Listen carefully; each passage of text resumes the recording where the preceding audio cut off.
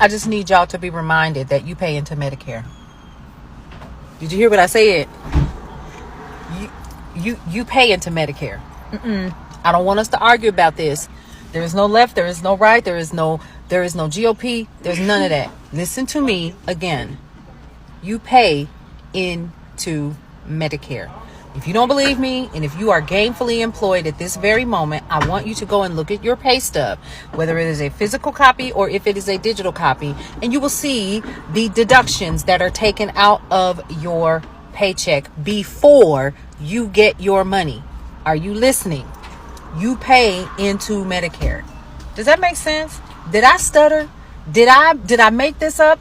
Absolutely the hell not.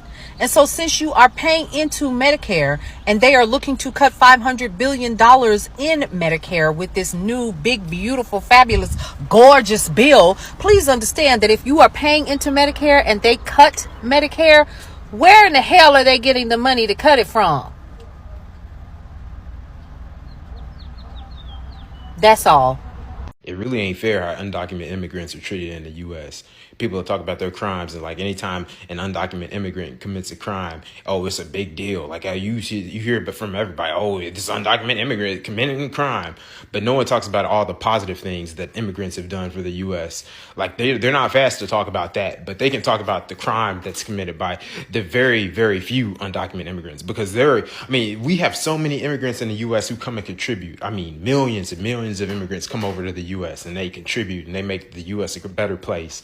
They support the U.S. economic growth. They're kind people. They care about their families. They just want a better life. A lot of them are coming from countries that we've had a role in destabilizing. Our corporations have went over to their countries and exploited their countries. And they just want to come over here and get opportunity, get a better life. People will say they need to do it right.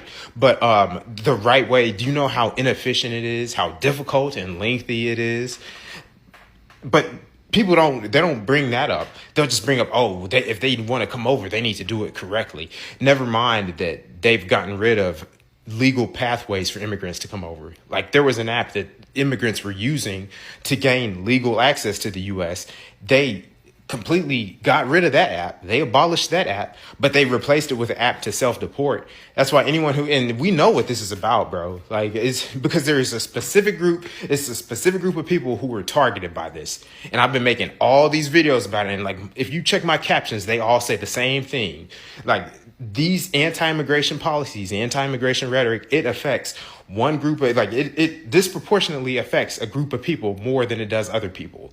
And we just know how hateful it is, bro. It's like, come on, they took the Spanish version of the White House down of the webpage. Like, why? Like, what's the point in doing that, bro? And they were like, oh, we're going to repost it up. Bro, it's May. They took this down in like February or January, and this website is still down. Like, it's hateful, bro. These folks are hateful. And if you care about immigrants, you should be supporting them. If you care, man, you got to do something to support people, because there needs to be just as many people who are taking action to support, if not more, than there are those that are trying to hold them back. The Republicans' new bill essentially raises taxes for people making $15,000 a year.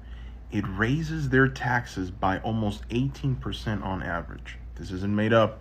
You can look it up. And if you're making $30,000, you're also going to see an increase.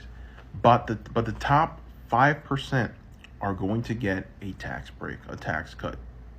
If this isn't highway robbery by the Republicans and this Trump's administration, I don't know what is. I really don't know.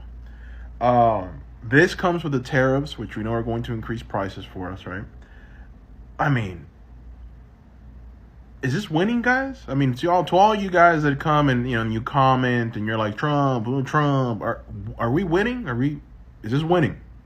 It's because they gaslight you.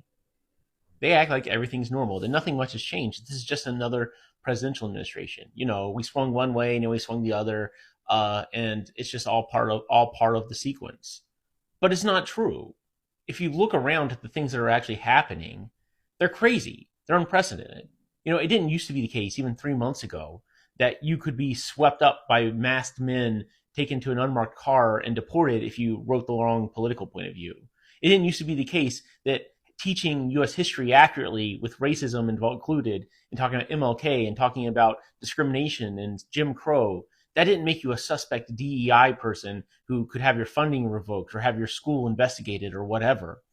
It definitely didn't used to be the case that we were antagonists with countries like Canada or Denmark. I mean, these were our friends.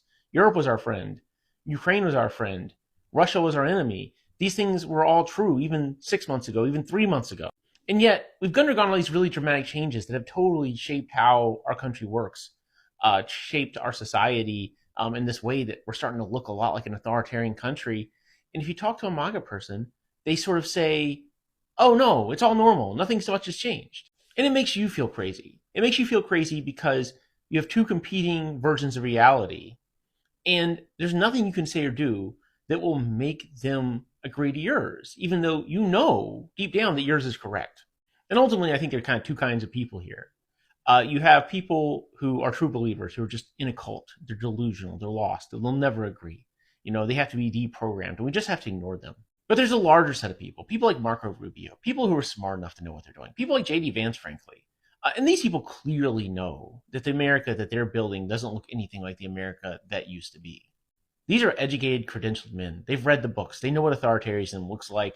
They know what the Constitution says. They understand the basic rules of liberal democracy, and they understand that what Trump's doing is deeply abnormal. But what they are is they're cowards. They're deeply, deeply cowardly. And they are desperate to win Donald Trump's approval and the approval of his supporters. They need that constant validation and reaffirmation. And so they have just decided to give in. They have decided to give up and to give up everything they believed in. And these people have to be shamed and punished for what they're doing. Our country can't survive if men like them are allowed to run the show. They should never, ever, ever be allowed to live down what they have become, what they've turned themselves into. Well, MAGA, now that the big, beautiful bill has passed the House, and it will likely pass the Senate, of course it will, how are you going to like all those cuts to Medicaid, Medicare, cuts to SNAP benefits, which the majority of SNAP benefit recipients are from red states. Higher taxes if you make less than, I think it's $300,000 a year, you're going to pay higher taxes because they got to give to those wealthy that make over that amount of money. So, big, big tax cuts for the billionaires and millionaires. Well, you sit on the sidelines and get poorer and poorer as those fat cats get richer and richer. And you did that.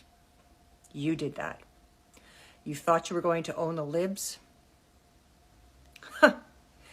You are owned by Donald Trump now for many years to come with this big, beautiful bill. It is you that's going to suffer the pain. Yes, the libs will too. Of course they will. But statistically, the red supporters are the ones that are usually less financially stable and secure. So you're going to be the ones that are going to hurt more. And you did it all to yourself.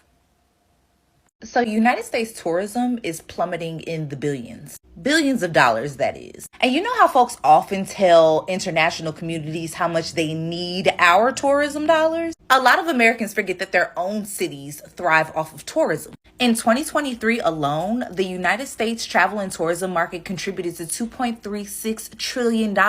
And the cities and states that rely heavily on hotel taxes, sales taxes, and other tourism-related fees, less tourism for you means less funding in education, transit, and infrastructure in your city or state.